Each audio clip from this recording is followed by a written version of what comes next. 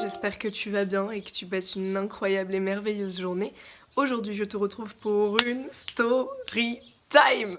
Ok, donc cette story time, c'est pas une story time pour les enfants, voilà, et c'est pas une story time pour les personnes à nature peureuse, c'est une story time qui fait peur, c'est une story time angoissante et effrayante sur les bords. Donc si tu es une personne, comme j'ai dit, à nature peureuse, je te conseille vivement de quitter les lieux et d'aller voir une autre vidéo de ma chaîne parce que je ne veux pas être la cause de tes angoisses. Donc si toi tu kiffes ce genre d'histoire et ce genre de story time, je te conseille de t'asseoir, de prendre un truc à boire ou à manger et de juste écouter mon histoire. Et on va donner des noms aux personnages parce que c'est vraiment important. Donc tout d'abord, nous avons mon père dans l'histoire, donc on va appeler papa ou mon père, t'auras compris. Il y a son ex qu'on va appeler Christelle et le meilleur ami de Christelle qui s'appelle Didier et moi-même dans l'histoire. Donc c'était en août 2018, mon père et Christelle ont décidé de louer un tout petit gîte pour 2 jours dans la Loire, histoire d'aller un peu visiter. Et puis bon, ils voulaient un petit peu partir dans la Loire, donc jusque-là tout va bien. Nous sommes dans la voiture pour partir, et Christelle nous dit « Tiens, il y a mon meilleur ami Didier qui habite pas loin de là où on va louer le gîte. J'aimerais bien aller le voir ce soir ou bien demain, il faut que je l'appelle. » Donc mon père hyper enjaillé, il dit « Ouais, pas de soucis, y a pas de problème, moi je suis trop content, je vais voir Didier, etc. » Moi je vous avoue direct que j'étais pas du tout chaud, j'étais pas du tout enjaillée. En fait je voulais juste rester tranquille ce soir-là, j'avais pas trop envie d'aller boire l'apéro ou manger chez quelqu'un. Vous voyez le bail. Donc ils ont dit pas de soucis, ce soir tu restes seule. Parce qu'entre temps, Christelle a appelé Didier et Didier lui a dit ouais ce soir venez et tout. On arrive dans le gîte. Je vais vous décrire un petit peu les lieux parce que le lieu était lui-même bizarre. Donc c'était une toute petite maison sur un étage, mais quand je vous dis la mini maison, genre vraiment toute petite. Et à côté il y avait 2 fermes.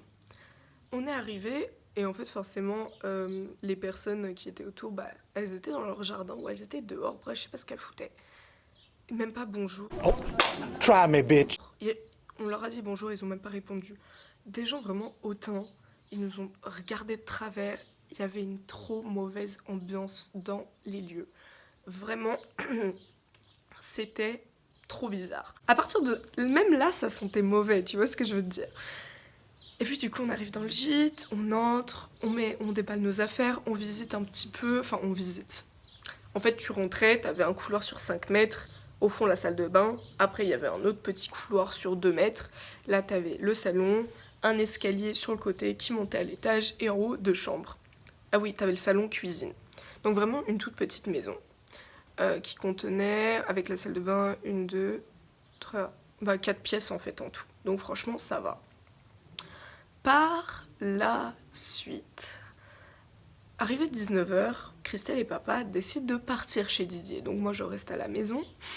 Ça me fait doucement sourire parce que je m'étais fait un petit programme en mode, vous savez, quand vous êtes seul à la maison, vous êtes là, vous dites ouais, je vais regarder un film, je vais me poser, je vais faire à manger, je serai tranquille.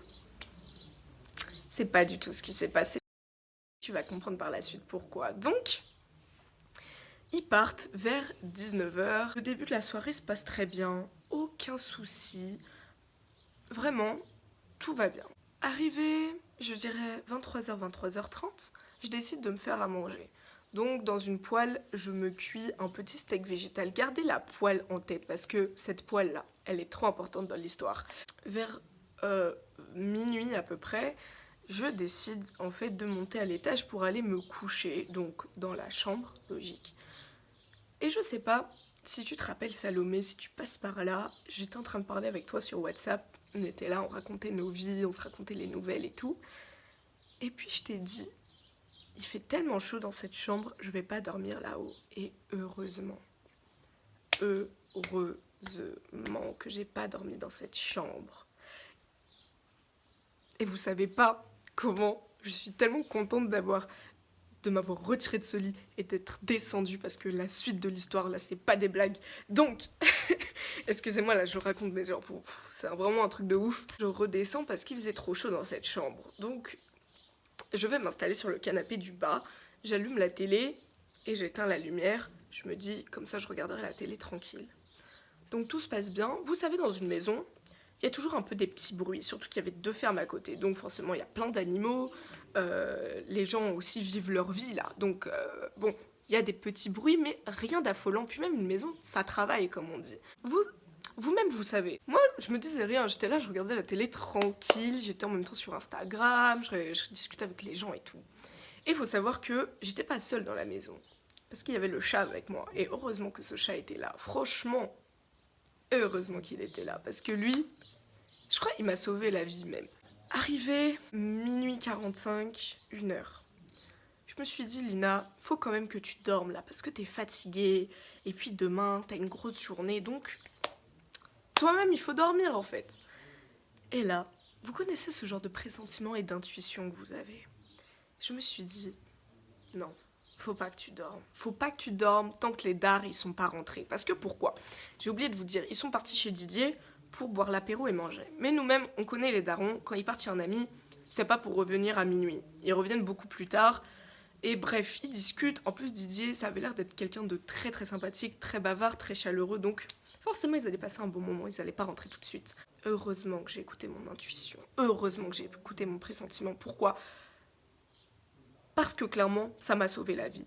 Clairement, ça m'a sauvé la vie et je pense qu'il aurait pu se passer des choses beaucoup plus graves et beaucoup plus catastrophiques que ce qui s'est passé par la suite si je m'étais endormie. J'étais calée, posée, etc.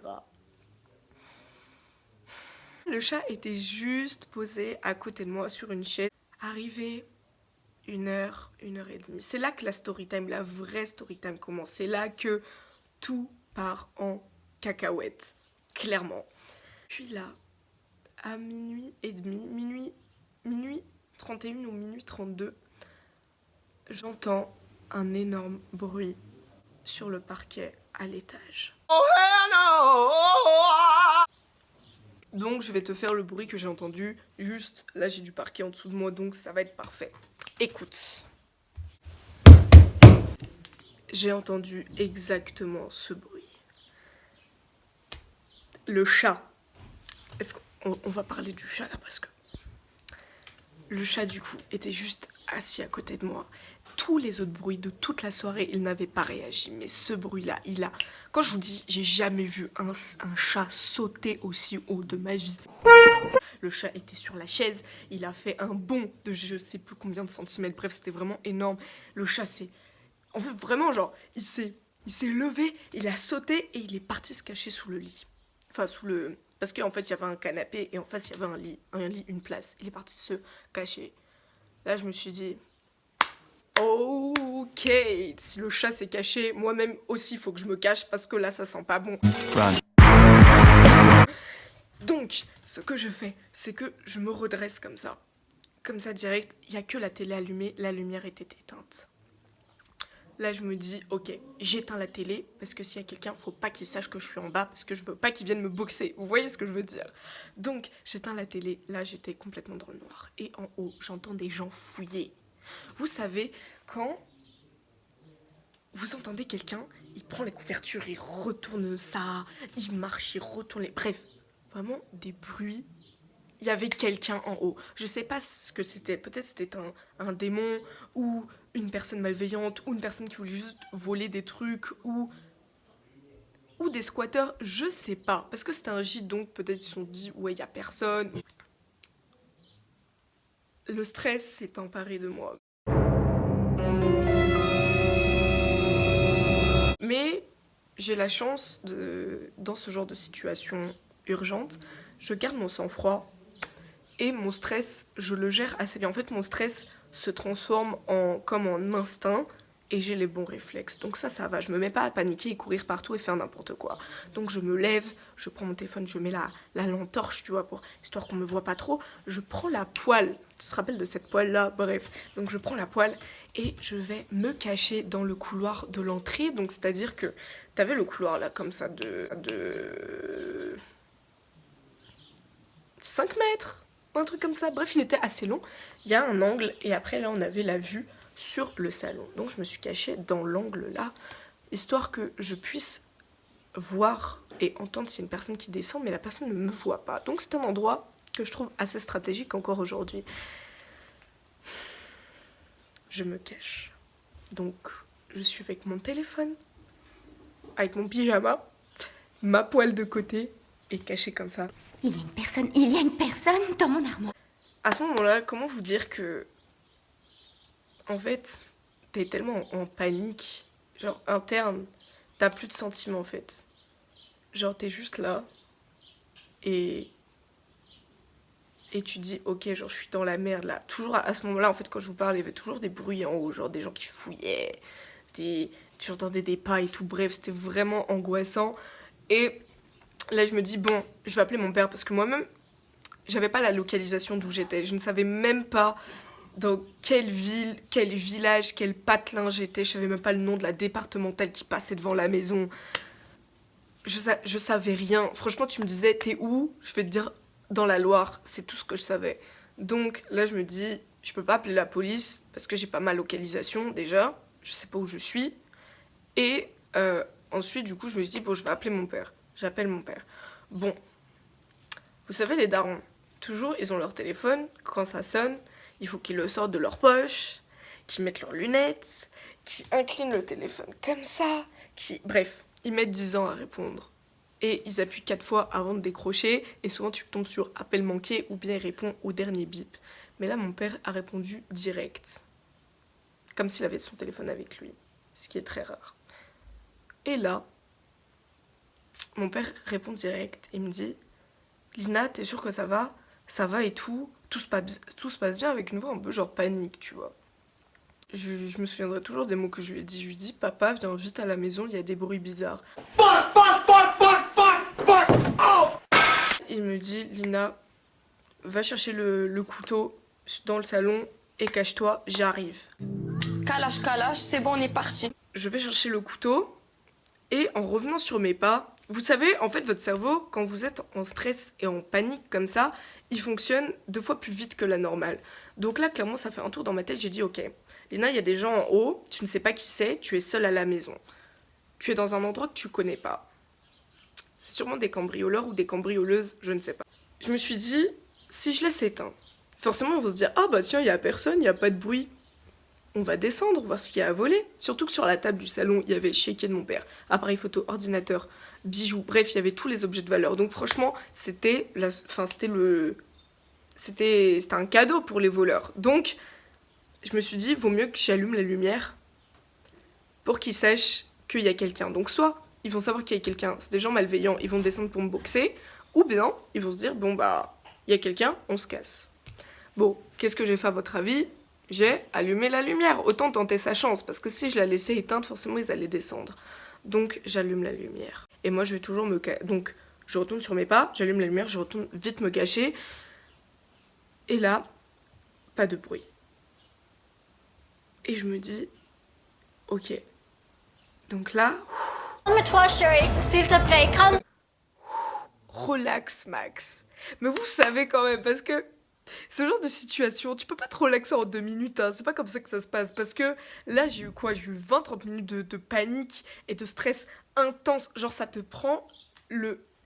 Tout là, ça te prend le corps entier, il est en panique. Tu transpires la panique, tu ressembles à la panique. En fait, la panique s'empare de toi, te possède clairement. Et le stress te possède. Et là, en fait, chaque seconde me paraissait comme des heures. Et quand je vous dis que la situation, pour moi, elle a duré 6 heures, c'est pas des blagues. Oh! Fuck. Bref, du coup, j'ai commencé juste à me relaxer, à me dire, ok, c'est bon, il n'y a plus de bruit. Mais vous savez, votre cerveau, il aime trop faire des scénarios pour vous faire peur. J'avais mon couteau, ma poêle dans une main, mon téléphone dans ma poche. Et j'étais là, en mode Lara Croft. Derrière le mur. Et dans ce genre de situation, en fait, j'étais vidée de sentiments. Tes 5 sens, ils sont beaucoup plus développés parce que là, j'ai entendu quelques pas et puis les mêmes 3 pas là que je t'ai montré tout à l'heure là avec les mains. J'ai entendu exactement ça. Et là, plus aucun bruit. Mais vous savez, je me suis dit, Lina, tu vas pas bouger, parce que peut-être ils vont ramener du renfort, ou peut-être ils descendent pour revenir par la porte d'entrée. Je sais pas ce qu'il y a dans leur tête, je ne savais pas qui était à l'étage. J'étais même pas chez moi. Bon, bref, vous voyez ce que je veux dire. Donc par la suite, c'est que je reste cachée comme ça. Et mon père, en fait, il était pas à côté, hein. Il était à genre 20 minutes de route, je ne sais pas. Mais en tout cas, donc moi je reste cachée là.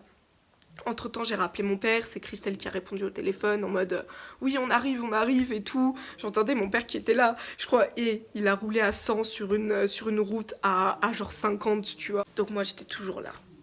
Quand je vous dis ce genre de moment, t'es vidé de sentiments. Je me suis dit, ok, si la personne descend et qu'elle veut me faire du mal, je la plante. T'as plus rien. Vraiment, t'as plus d'humanité. T'as aucune humanité.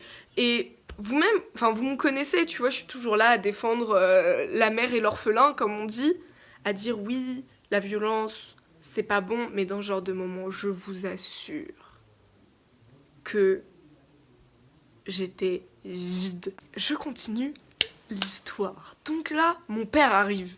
Petite note d'humour, parce qu'il a ouvert la porte d'entrée qui n'était pas fermée à clé d'ailleurs, parce que j'avais oublié de la fermer. Puis il arrive, il ouvre la porte en grand. Derrière mon père, en fait, je vois Christelle en voiture, avec la voiture en fait qui continue d'avancer. Mon père n'avait même pas mis le frein à main, pour vous dire, je crois. Il est arrivé dans la cour, il a ouvert la porte, il s'est jeté comme ça, et puis il est venu en courant. Et donc là, mon père ouvre la porte comme ça. Il arrive devant moi, il me prend les épaules comme ça en mode... Il me tourne comme ça, voilà, histoire de voir s'il me manquait pas un membre, si j'avais pas été frappée ou si j'étais pas en sang, etc. Ok, il me dit ok, ça va, machin. Il prend le couteau que j'avais dans la main et il va faire le tour de la maison. Logique. Donc il prend le couteau comme ça, tu sais, un peu comme dans NCIS et tout. Comme ça, il rase les murs, il regarde à droite, à gauche, il monte, il vérifie sous les lits, derrière les portes. Bref, il fait la totale. Et il y avait la fenêtre grande ouverte de la chambre, alors qu'on ne l'avait pas touché, et toutes les couvertures retournées, toutes les affaires retournées. Et en fait, de la fenêtre, je vous ai dit, c'était une petite maison, vous vous souvenez ou pas? Et en fait, t'avais la fenêtre de la chambre, donc qui s'ouvrait, un petit toit, là, comme ça, et puis une voiture, bizarrement, juste en dessous. Donc en fait, c'était très simple de monter sur le haut de la voiture, et monter sur le toit, et donc aller à la fenêtre. 5 minutes après, il revient. Moi, forcément, j'avais pris un verre d'eau, j'étais tellement rassurée qu'ils étaient arrivés. Et là, du coup, j'étais assise par terre, j'avais pris un verre d'eau. Et je commençais à vraiment me calmer, respirer, etc. Et il y a Christelle, en fait, du coup, qui était restée avec moi, et qui me dit, tu sais, Lina, ton père, il a tellement roulé vite. On a failli faire au moins une 15aine d'accidents, sans déconner. Il roulait comme un malade, il grillait tous les stops, rien à foutre. Vraiment, mon père, il avait un but dans sa tête, c'était Fast and Furious. Il s'est dit, ma fille en danger, j'y vais. L'homme n'hésite pas à griller les feux, lancé à plus de 70 km/h dans le centre-ville. Bref. Et là, donc, mon père vient me voir et me dit, mais tu sais, Lina, quand tu m'as appelée, je savais que t'étais en danger. Oh my God! Je dis, comment ça? Il me dit, en fait, on est en plein milieu du repas. Et là, j'ai eu un pressentiment comme ça qui m'a tenue. J'ai dit, Lina est en danger. Christelle, on se lève, on y va. Comment vous dire? Christelle l'a pas cru en fait. Elle lui a dit, non mais arrête, tu délires, tu bluffes et tout. Mon père il a dit non. Ma fille est en danger, il s'est levé. Mon père c'est quelqu'un de très digne, avec beaucoup de valeurs, c'est quelqu'un de très bien. Donc jamais, au grand jamais, se serait levé de table comme ça, en plein milieu d'un repas chez quelqu'un en tant qu'invité, et il se serait barré. C'est vraiment qu'il a ressenti quelque chose. Et c'est pour ça, du coup, que mon père a répondu vite, parce qu'il allait m'appeler, en fait. Il a eu ce pressentiment, 10 secondes après, je l'ai appelé pour lui dire qu'il se passait des choses dans la maison. C'est incroyable, j'ai jamais entendu ça de ma vie. Et Christelle, en fait, elle était bluffée parce que elle y croyait pas à la base. Et là, 10 secondes après, j'appelle mon père et je lui dis qu'il y a des trucs bizarres. Vous voyez Franchement, comme je vous ai dit, les intuitions, les pressentiments, franchement, c'est hyper important. Prenez-en conscience et quand vous avez des pressentiments et des intuitions, on en a tous à peu près, soit vous les écoutez, soit vous les écoutez pas. Mais moi, je vous conseille réellement de les écouter parce que toutes les fois où j'ai eu des pressentiments ou des intuitions, ça s'est passé. Et il y a eu un truc après, et voilà. Donc, par la suite, on a du coup tous dormi dans la même chambre. On avait bien fermé la porte à clé, etc. Voilà, cette story time est terminée. J'espère qu'elle t'a plu. J'espère que t'as kiffé en fait, juste écouter ma petite story time. Voilà, j'ai essayé de mettre vraiment mes émotions. J'ai essayé vraiment d'être bien dans cette story time. C'est la première fois que j'en raconte une en vidéo. Bien sûr, cette story time, je l'ai déjà racontée à mes amis, etc. Mais bon, bref, en tout cas, je te souhaite une très bonne journée et souviens-toi, écoute tes intuitions, écoute tes pressentiments parce qu'ils ne sont pas là pour rien, ils sont là pour te protéger et te guider. En tout cas, je te souhaite une très bonne journée et à bientôt.